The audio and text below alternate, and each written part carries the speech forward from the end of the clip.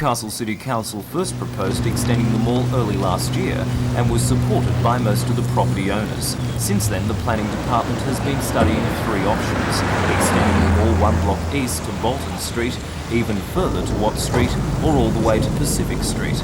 Its report presented to the Newcastle City Traffic Committee favours the Bolton Street option, with further extension to Watt Street at a later stage. Some property owners are worried, however, about the lack of parking and loading access. The new section of the mall would take away up to 44 parking spaces in a section of the city where parking is already at a premium. The report suggests the solution is a publicity campaign to encourage motorists to use the Bolton Street parking station, which at the moment is underused. The Traffic Committee also believes that Bolton and Watt Streets will need to stay open to north-south traffic. Because of the problems, the Traffic Committee has told the Council to go back to the drawing boards. A spokesman for the Council said today that the problems can be solved, but one way or the other, it will be some months yet before a final plan is shown to the public.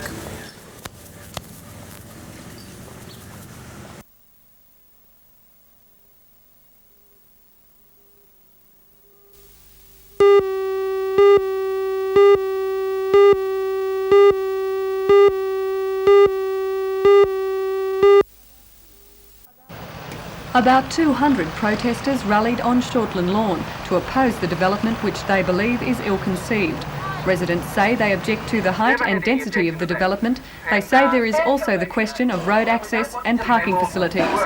Although construction has started, the group wants work to be brought to a halt until the new City Council is elected in September. They hope to have the development reduced in size or moved somewhere else. We do need more people in the East End, there's no argument about that, but we just don't need it where this particular site has been, this particular site that's been taken is not the right site to build this particular development. However, the Deputy Regional Manager of the Department of Housing, Jim Oyster, rejects the criticism. He says the department has engaged the services of architect Brian Souters for the project. He is completely in sympathy with the architecture of the city, and he's produced, I believe, in this project something that's sympathetic and something that the city will be proud of as a bicentenary project.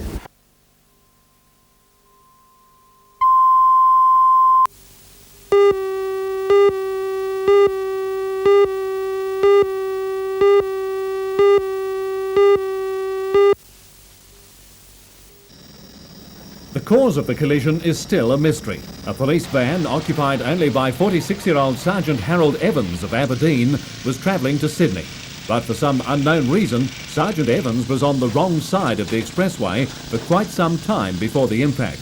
That happened 3 kilometres south of the Oak Milk Bar, near what's quite well known locally as Sam's Fruit Stall. Sergeant Evans died instantly. The front of his van was crushed back to the firewall. Rescue personnel had to prise open the vehicle with hydraulic jaws to free his body. The sergeant had left Aberdeen very early this morning to go to Sydney to have the vehicle replaced. Truck driver Paul Robinson had been travelling closely behind the policeman. There was a cloud of smoke. The police car jumped up in the air, went off, bounced in the air. I went to the side. I had to go to the side of the road. I thought he was going to come back onto me. The other vehicle involved was a Hertz rented car containing 2 employees of the Federal Department of Housing and Construction based in Sydney. The driver, 45-year-old James Andrews of St Ives, died instantly. His passenger, Douglas Eaton, 57, also of St Ives, is in a critical condition in Gosford Hospital.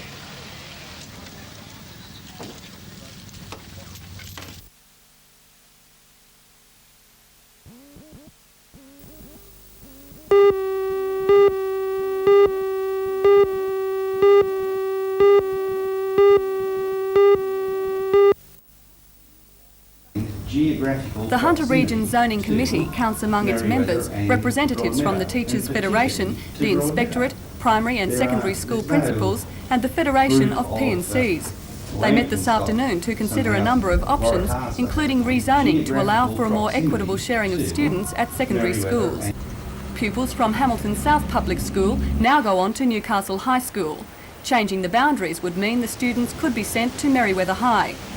The department says Newcastle high schools are following a statewide trend of declining enrolments.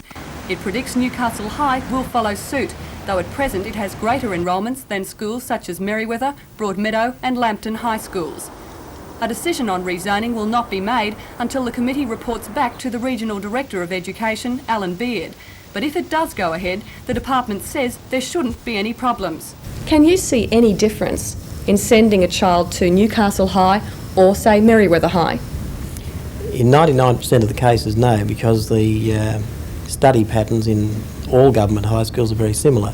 Obviously, each high school will from time to time provide some classes that aren't available in other schools.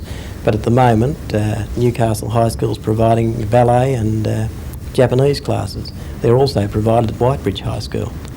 Do you think if a parent wants to choose which high school they're going to send their child to, then they should perhaps be looking at private schools? I think they've got to understand that for us to use our resources in the most sensible way, we have to have some sort of zoning policy. The department says at this stage no decision has been made about changing the boundaries, but enrolments at all schools are expected to drop even further over the next few years. The department says it can do nothing, or it can look at changing the distribution of students or even closing some schools.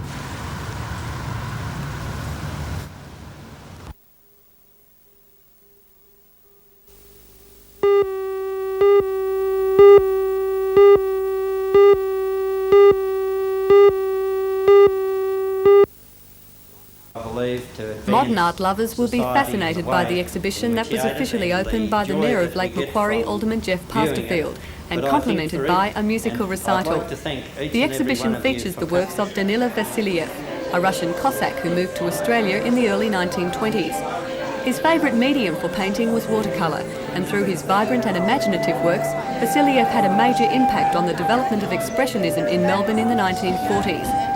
The exhibition is unique, however, because it also brings together works by his former wife and first student, Elizabeth Vasiliev-Sutton. The works show similarities in subject matter, yet each artist has a distinctive style. The collection was assembled by the Manly Art Gallery and will tour other centres in New South Wales and Victoria after Lake Macquarie. Many of the 160 watercolours have never before been shown outside Melbourne.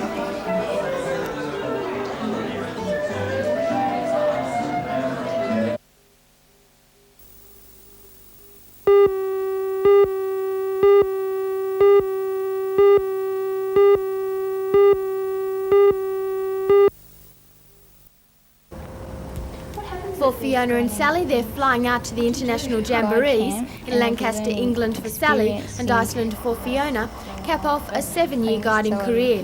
For Fiona, it's also a bit of an adventure.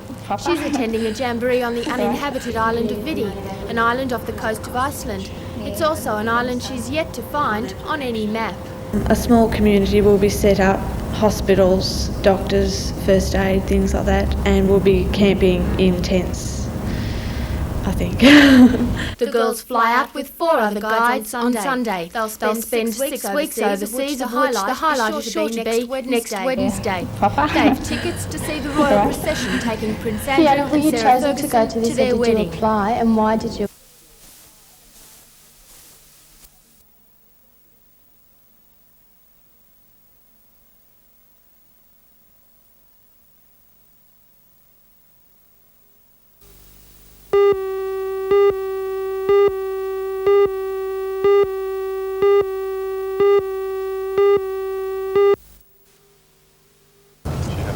Pamela Lenton moved out of the caravan she'd shared with Bill McLean at Mannering Park on the Central Coast 5 months ago because she'd feared his violence. This morning, he caught up with her at this house at Dora Creek.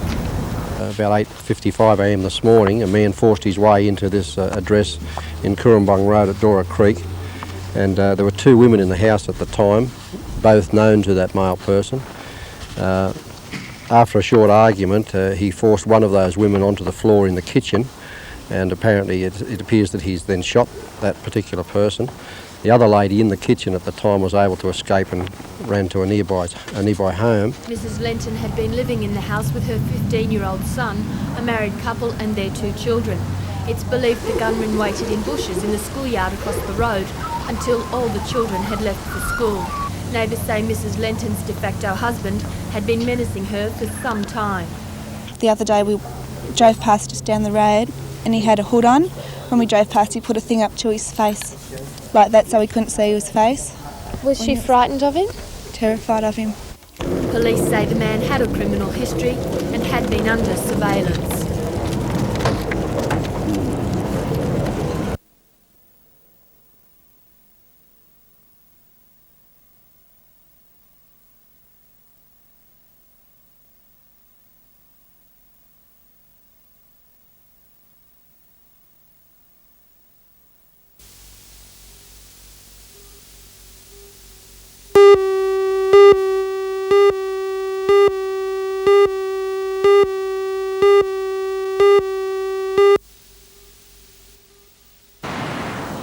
While most of us are thinking about the snowfields and skiing, they were hitting the water at Catherine Hill Bay today in the first regional inshore rescue boat titles. Teams from 18 clubs from Blackhead in the north to Umina in the south donned their wetsuits for a bash in their rubber duckies in the moderate-sized surf. The rubber ducky races were cancelled for several years because there were a spate of injuries, but now they're held again with the competitors supposed to drive with restraint. There wasn't much restraint today, however, with the teams vying to be among the 7 to qualify for the state titles in Sydney next month. There were 7 different events today. All were simulated rescue exercises and all involved retrieving patients from buoys off the beach. The rubber duckies are the front line of surf rescue, and apart from providing plenty of excitement, today's races also showed just how quickly lifesavers can get to people in trouble.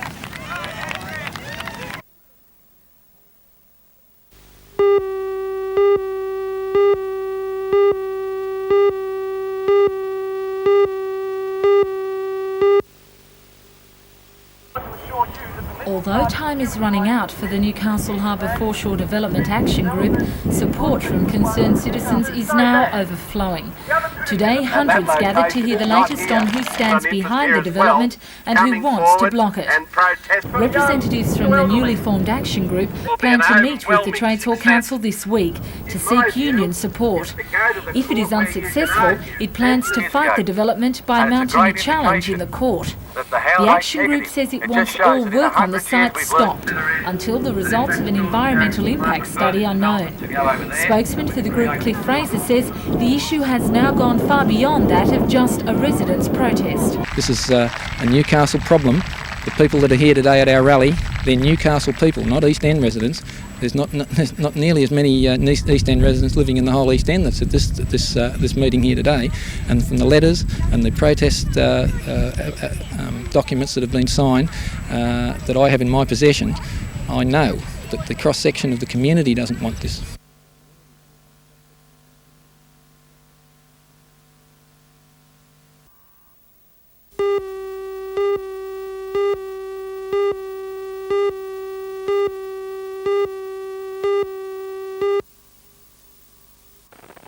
Over the last few years, there has been a subtle but significant change in Australia's bottle shops. Alongside familiar labels like Wyndham Estate, Lindemans and Tyrrells, have appeared increasing numbers of inexpensive French, German and Italian wines. The Australian wine industry complains that European wines are heavily subsidised by their governments and are being sold here very cheaply, in some cases below cost. As a result, sales of imports, in particular French Beaujolais and Italian Lambruscas, have increased from 7% of the market to 15% in the last 3 years. Beaujolais imports alone have increased from 15,000 bottles to 50,000 bottles a year. Murray Tyrrell's vineyard, like many other quality winemakers, has felt the pinch, but he says the government will not act to stop imports being dumped on our shores. There's no way the government are going to do anything in the present setup in this country, so it's up to us to fight our own battle, I believe. For Murray, the rub is that many of the imports are poor quality. He says that most Australian wines sold at a similar price are better.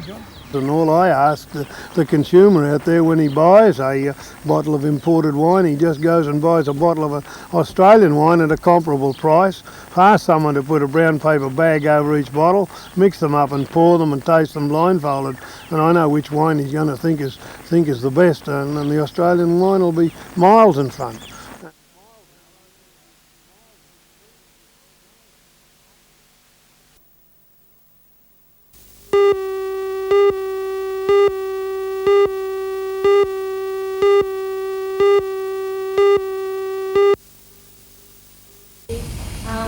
Despite some reservations from one faction of the Nurses Association in the state, which claims the wage rise is not enough, the Newcastle branch says it's happy with the decision.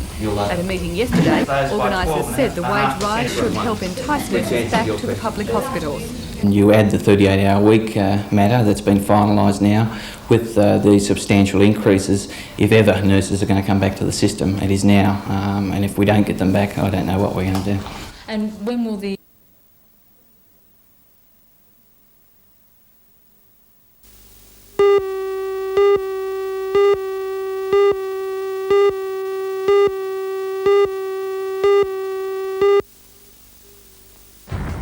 Hello, I'm Matthew Clark.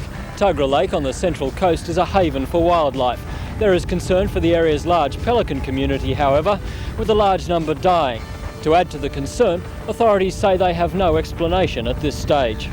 Join Ray Deneen and John Church for all the news tonight at 6.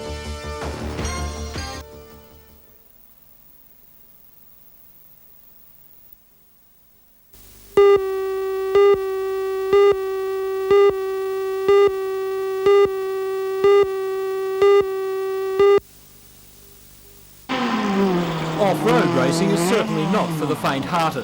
There was proof of that statement at the Ringwood racetrack north of Raymond Terrace today, where Newcastle drivers Neville Boys and Harold Gill were raising dust.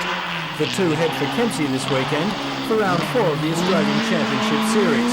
And with the men running 1 and 2 at present, both are hoping for a big result. Neville Boys has been in the sport for just a few years and is leading the series this time, even though he knows there's a long way to go to win. Do you think? I can feel it, but I can't see it. I can feel it, I can do it, but I've got to rely on luck from here on to keep me going. I've had 3 runs this year and I've finished 3 events. If I don't finish any more events, I will not win it. So it's all up to my car, I think. Boys and Gill, who's affectionately known as Old Leadfoot, will be pitting their skills against 160 other drivers in the Bridgestone International at Kempsey.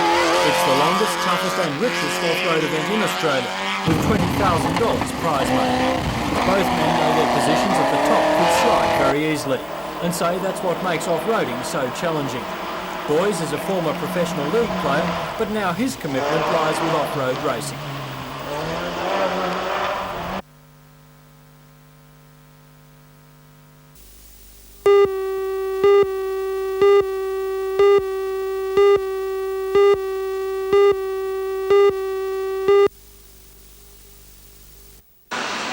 A 7-year program of quotas on imported goods was introduced by the federal government in 1982 to protect the domestic textile, clothing and footwear industries. If the federal government accepts the recommendations of the Industries Assistance Commission, these quotas will be lifted when the scheme ends in 2 years' time and replaced by tariffs. The textile, clothing and footwear unions say the tariffs will not increase the prices of imported goods enough to make the domestic industry competitive. They say 60,000 people throughout Australia will lose jobs if the new scheme is implemented, 2,000 people from the Hunter region alone. Local manufacturers say that over the past 7 years, a large amount of capital has been invested to make the industries efficient, but that labour costs are the stumbling block. They've turned to the Hunter Development Board to support their case. Well, the biggest problem, of course, is the labour disadvantage that Australian textile manufacturing industry labours under. Costs in other developing countries being anything as low as 2 or 3% of our labour content. So the industry here could still be just as efficient as an industry overseas and still be disadvantaged? Oh, very markedly so, to the point where if the tariffs are removed, the industry could in effect be wiped out. Peter Rundle, one of the region's largest clothing manufacturers, says he's disturbed by the Commission's recommendations. If the committee's recommendations are adopted, how would it affect an operation like yours? Well, in the next 2 or 3 years, I think we'd see our workforce reduced by about 50%. How many people are we talking about? We're talking about 200, 250 people. Members of the textiles, clothing and footwear industry say they'll protest against the committee's recommendations with a show of strength on Tuesday, when rallies will be held at both Newcastle and Maitland.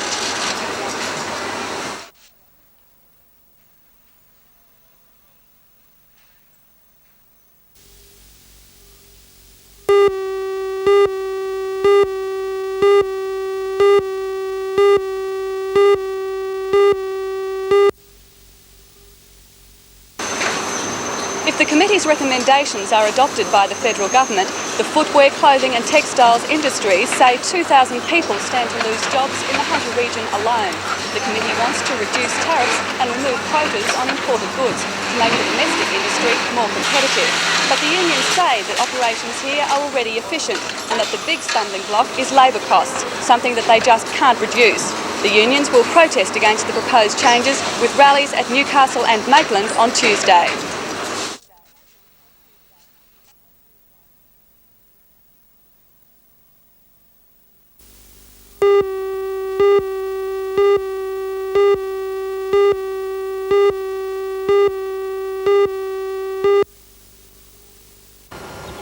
Oysters is the biggest fisheries industry in New South Wales, and Port Stephens is the state's biggest oyster producing area. The port ships 70% of its young oysters to other areas of the state for on-growing. In short, it has traditionally been the state's oyster nursery. But that is now under threat because an inferior quality and dominant oyster, the Gygus or Pacific, is taking over in the estuary from the superior quality Sydney rock oyster. The invader is taking a strong hold because there is no eradication method, and because of its presence, estuaries elsewhere in the state are losing interest in our oysters. A small group of the port's 70-plus oyster farmers met at the Taylors Beach Research Station today to discuss the problem. According to Senior Fisheries Inspector Kevin Macquarie, the problem may spell disaster for the local industry. Well, the problem is to get the stock out, the young stock out to the fellows in the other estuaries who on-grow them as their trade, as their living. But there are people in the other estuaries that grow their oysters from start to finish in those rivers and don't particularly want to see any spread of the Pacific oyster. So is the industry here under threat? Yes, we've got big problems here, and we're trying different methods of controlling the spread of it, but we haven't been able to come up with any 100% reliable kill method yet. I was in Port.